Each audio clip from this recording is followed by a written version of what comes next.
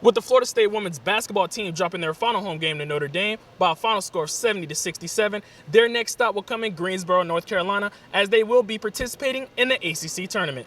In Tallahassee, I'm Austin Dixon, News 20. Whether it's school or practice, not too many people know what the average Florida A&M University athlete goes through on a daily basis to balance out their academic workload along with their obligations on the field. Current FAMU senior linebacker Elijah Richardson describes his life not only as a student athlete, but how he has to find a balance between being a father off the field. It takes a lot of time away, and I actually got a family, wife, and 2 kids at home, so it kind of takes a lot of time away from them. But they kind of understand the sacrifice, and it just, you just got to put your best work towards it. With the hectic schedule student athletes face on a daily basis, Florida A&M University head football coach Willie Simmons highlights an in-depth reality about the players on his team and how they continue to exceed expectations far. You have 20 hours of mandated sports activity from the respect to sport, but then you're still required to go to class 15 hours a week. Most of these student athletes are required to do mandatory study table, which is about 8 hours a week, and they still have to eat, they still have to sleep, and they still have to try to have some resemblance of a social life. So when you think about everything that they have to do from 7 in the morning to about 9 o'clock in the evening, it's a full slate, and it's a lot on them. While they may not say it out loud, student athletes hear the unwarranted labels. As they continue to wave off the outside noise, they also bring forth a new definition when characterizing what a student athlete really is. Reporting for FAMU TV 20, I'm Austin Dixon.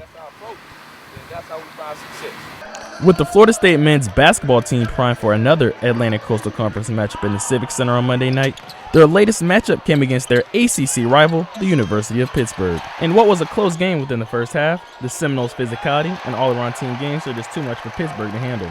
Whether it was inside the paint or beyond the arc, FSU seemed to dominate in all facets of the game. Despite the team's win, however, FSU head coach Leonard Hamilton feels as though his team has yet to play their best basketball of the season. We are just trying to reach our full potential. I think we're moving in the right direction, except we're just not all hitting on cylinders at the same time. Also, with FSU forward Patrick Williams leading the Seminoles in scoring with 16 points for the night, Williams showed his athleticism and made one highlight reel play after another. With FSU finishing the night with 20 assists for the game, Williams highlights the team's chemistry and how they are able to play so well off of each other. I mean, when we drive, some teams you drive to get yourself open, but I feel like on this team, 90% of the time we're driving to get our teammate a shot to get a back door or something like that. So I feel like it just goes back to the chemistry. We're all just trying to make plays for one another, and then the more you do that, the more plays you're able to make for yourself.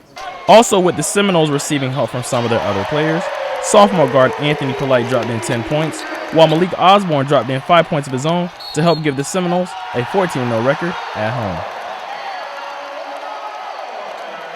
With Florida State defeating Pittsburgh by a final score of 82-67, their next game will come on the road against their ACC rival, North Carolina State. In Tallahassee, I'm Austin Dixon, News 20. With the Florida State women's basketball team getting primed and ready for the upcoming ACC tournament, they first had to handle business at home against the Clemson Tigers, and they did just that. From the first whistle of the game until the last, the 19th-ranked Seminoles outplayed, out-hustled, and simply became too much for the Tigers to handle. Throughout the duration of the game, FSU out-rebounded Clemson 51-34 and played with an intensity that could not be matched. With the Seminoles showing the tenacity on both the offensive and defensive boards, FSU head coach Sue Simrau describes how her team was able to play with a relentless mentality. To go in and do the same thing. And that's where the relentlessness came.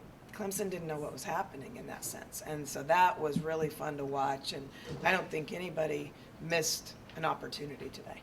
With 5 players scoring in double digits for the Seminoles, FSU guard Naja Woolfolk led the way with 17 points, 7 assists, and made her 100th three-pointer of the season. Also, sophomore forward Valencia Myers was able to pour in 14 points and 5 rebounds of her own.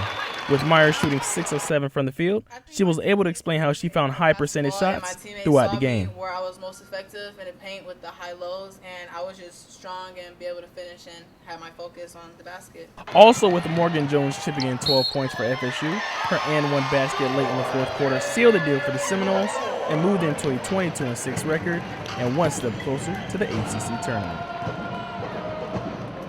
With the Florida State women's basketball team defeating Clemson by a final score of 81-54, their last home game will take place on Sunday afternoon as they will face their ACC rival Notre Dame.